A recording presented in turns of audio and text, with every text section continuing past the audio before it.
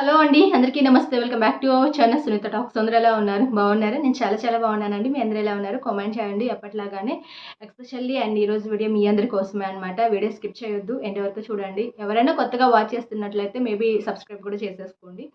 ఈరోజు ఏంటంటే వీడియోలో చాలా మందికి ఏంటంటే చాలా ఇష్టపడి ఒక పార్ట్నర్‌ని మనం తెచ్చుకున్నప్పుడు ఏదో తెలియకుండానే ఆటోమేటిక్‌గా తరచుగా గొడవలు స్టార్ట్ అయిపోతూ ఉంటాయన్నమాట. చాలా మంచిగా ఉండాలి, చాలా మంచిగా లీడ్ చేయాలి రిలేషన్‌షిప్‌ని అని అనుకుంటారు కానీ, బట్ డెఫినెట్‌లీ అది తెలిసి కావచ్చు, తెలియకుండా కావచ్చు, ఆటోమేటిక్‌గా ఒక చిన్న గొడవలనేవి స్టార్ట్ అవుతాయి. చిన్న గొడవే కానీ అది కాస్త పెద్ద గొడవగా మారిపోతూ ఉంటుందన్నమాట. ఎస్పెషల్లీ ఎప్పుడైనా అంటే సరే కానీ, బట్ తరచుగా ఇవే గొడవలు జరుగుతూ ఉన్నాయి అన్నప్పుడు చాలామందికి ఎలా ఈ గొడవలను స్టాప్ చేసేసుకోవాలి, సో ఎలా మా రిలేషన్షిప్ని స్ట్రాంగ్ చేసేసుకోవాలి అనే ఆలోచన కూడా వచ్చే ఉంటుంది.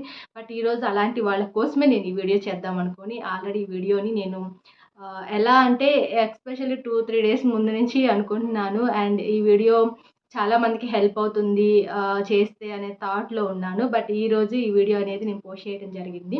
అండ్ ఏంటంటే రెగ్యులర్‌గా ఒకరి పైన ఒకరికి చాలా ఇష్టం ఉంటుంది. ఎస్పెషల్లీ గైస్ అండ్ గర్ల్స్ ఉన్నా కూడాను ఎందుకో తెలీదు. ఎప్పుడైనా మనకి మనసుకి నచ్చినది జరగనప్పుడు తెలియకుండానే గొడవలు స్టార్ట్ అయిపోతూ ఉంటాయన్నమాట.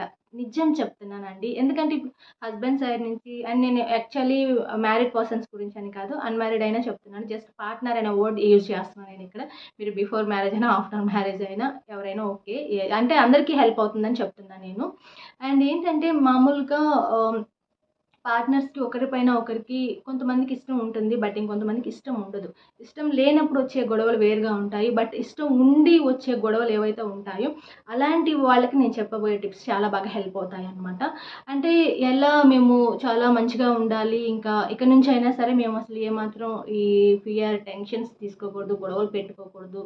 చాలా కూల్‌గా, చాలా హ్యాపీగా లైఫ్‌ని మేము లీడ్ చేసేసుకోవాలి అనుకున్న వాళ్ళకి నేను చెప్పే ట్రిక్స్ అయితే ఉపయోగపడతాయి. మీరెప్పుడైనా మీ పార్ట్నర్‌తో మాట్లాడుతూ ఉన్నప్పుడు ఏదో ఒక వర్డ్ అలా నోరు జారి మాట్లాడేస్తారనమాట. అంటే వాళ్ళకి ఏదైతే ఒక వర్డ్ ఇష్టం ఉండదో ఆ వర్డ్స్ మాట్లాడుతూ ఉంటారు కొంతమంది. లేదా వీళ్ళ కోపం కొద్దీ ఏవేవో కొంచెం రాంగ్ వర్డ్స్ అనేవి కూడా కొంతమంది యూజ్ చేస్తూ ఉంటారనమాట. సో, అలాంటప్పుడు ఆహ్, ఒక మాట అంటే ఒక అమ్మాయి ఏదైనా ఒక వర్డ్ మాట్లాడినప్పుడు అబ్బాయి రైజ్ అయిపోవడం, ఇంకొక మాట అబ్బాయి అన్నప్పుడు అమ్మాయి రైజ్ అయిపోవడం. ఇట్లా ఏంటంటే గొడవ చిన్న చిన్న గొడవ కాస్త పెద్ద పెద్ద గొడవగా వెళ్ళిపోతూ ఉంటుందనమాట.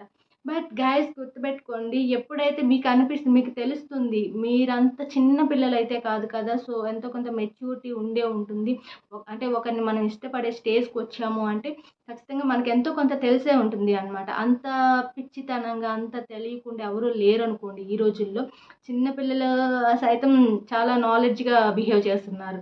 బట్ అలాంటి డేస్‌లో మనం ఉంటున్నప్పుడు అండ్ మీకు గొడవ జరుగుతున్నప్పుడు కూడా ఏంటంటే, ఈ గొడవ ఇంకా చాలా రైజ్ అయిపోతుంది. పెద్ద గొడవయిపోతుంది అని మీకెప్పుడైతే అనిపిస్తుందో, జస్ట్ స్టాప్ చేసేసేయండి మీ మాటల్ని. నేను చెప్పేది నిజంగానే చెప్తున్నాను.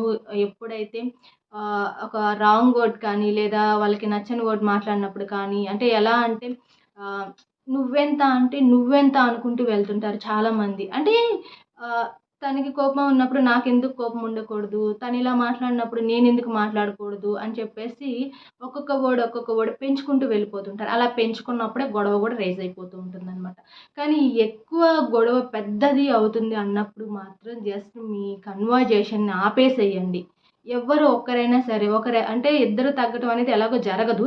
బట్ ఒక పర్సన్ తగ్గిపోండి. ఏం పర్లేదు జస్ట్ అలా ఆగిపోండి. ఆ కన్వర్జేషన్ అంతటితో స్టాప్ అవుతుంది. ఇంకా గొడవ పెద్దది అవ్వకుండా ఉంటుందనమాట. జస్ట్ మీరొక ఫ్యూ మినిట్స్ అయినా కావచ్చు, ఫ్యూ అవర్స్ అయినా కావచ్చు అలా కామ్ అయిపోండి. ఏం పర్లేదు. ఎందుకంటే అవతల వాళ్ళకి కూడా అర్థమవుతుంది అనమాట. So, okay. నేను కూడా కొంచెం కోపం పెంచేసుకున్నాను. అనవసరంగా రైజ్ చేసేసుకున్నాను. నా మిస్టేక్ గూడా ఉంది కదా! అని ఈ గ్యాప్‌లో వాళ్ళు ఆలోచిస్తారు అనమాట. నెక్స్ట్ మీకే కోపమైతే ఉంటుందో, ఆ కోపం పూర్తిగా తగ్గిన తర్వాత మీ పార్ట్నర్‌కి సారీ చెప్పండి. సారీ చెప్పండి. సో, ఎంత పెద్ద గొడవ జరిగినా కానీ, ఒక చిన్న సారీ వల్ల చాలా వరకు కామ్ అయిపోతారు అనమాట. కొంచెం వాళ్ళకి హ్యాపీగా అనిపిస్తూ ఉంటుంది. ఓకే. తన తప్పు తెలుసుకున్నారు. సారీ చెప్పారు కదా! ఇంతటితో మనం ఇంకా ఈ టాపిక్‌ని వదిలేద్దాము. సో, ఇంక నార్మల్‌గా ఉందాము అని అనిపిస్తుంది.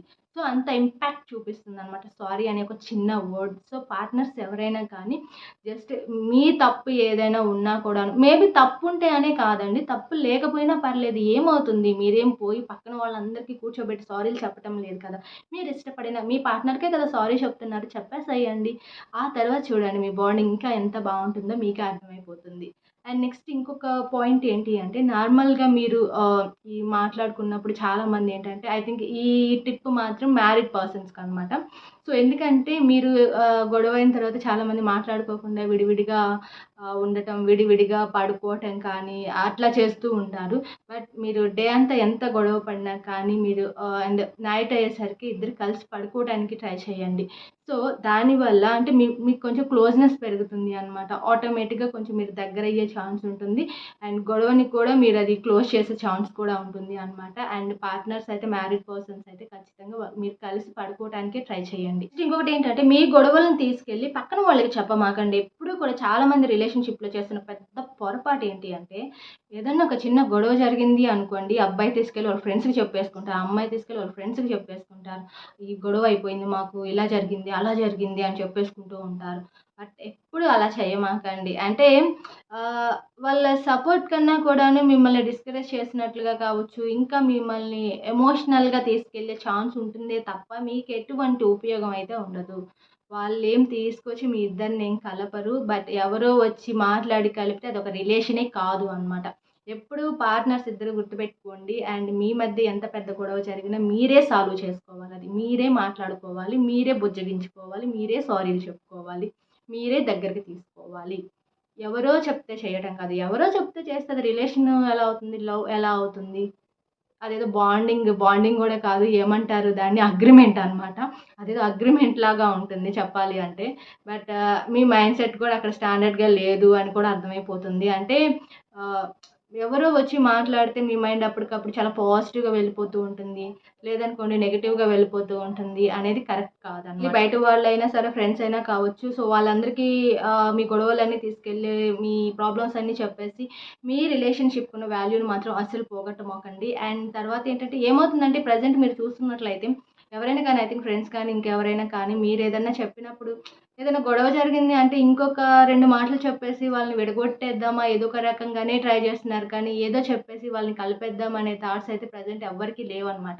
బట్ నేను ఆ ఛాన్స్ ఎవరికీ ఇవ్వొద్దని చెప్తున్నాను. ప్రాబ్లమ్ ఏదైనా సొల్యూషన్ మీ దగ్గరే ఉంటుంది. ఏమైనా కానీ, మీ ప్రాబ్లమ్ ఏదైనా కానీ, గొడవ ఏదైనా కానీ తీసుకెళ్ళి పక్కన వాళ్ళకి చెప్పడం కానీ, అండ్ ఫ్రెండ్స్ అయినా సరే బట్ షేర్ చేసుకోవద్దు. అండ్ ఎందుకంటే వాళ్ళ దృష్టిలో మీరు కొంచెం చీప్ అయ్యే ఛాన్స్ ఉంది. దాంతో పాటు మీ రిలేషన్‌షిప్‌కి ఉన్న వాల్యూ కూడా తగ్గించేస్తారనమాట. సో అండ్ నెక్స్ట్ ఏంటంటే, అలాంటి సిట్యుయేషన్‌లోనే మీరు కొంచెం బయటకి వెళ్ళటం కావచ్చు. అందరూ అనుకుంటూ ఉంటారు, ఇప్పుడు గొడవ జరిగింది కదా, సో మూడ్ ఆఫ్‌గా అనిపిస్తుంది, బయటకి వద్దు, మాట్లాడొద్దు, ఏమొద్దు అన్నట్లుగా బిహేవ్ చేస్తారు. కానీ బట్ అలాంటి సిట్యుయేషన్స్‌లోనే మీరు కొంచెం చొరవ తీసుకొని బయటకి వెళ్ళటం, ఒక గుడ్ ప్లేస్‌కి తీసుకెళ్ళటం కావచ్చు, నచ్చిన ఫుడ్ తినిపించడం కావచ్చు, లేదా నచ్చిన మూవీకి వెళ్ళటం కావచ్చు. ఇలాంటివి చేయటం వల్ల మైండ్ చాలా వరకు రిలాక్స్ అవుతుందనమాట.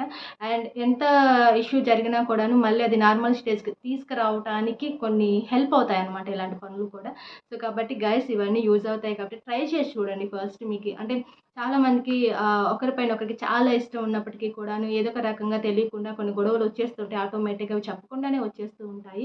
బట్ ఎలా మేము చాలా కూల్‌గా, హ్యాపీగా ఉండాలి, ఇలాంటి గొడవలు రాకుండా అనుకుంటే నేను చెప్పే పాయింట్స్ అయితే మీకు చాలా హెల్ప్ అవుతాయి.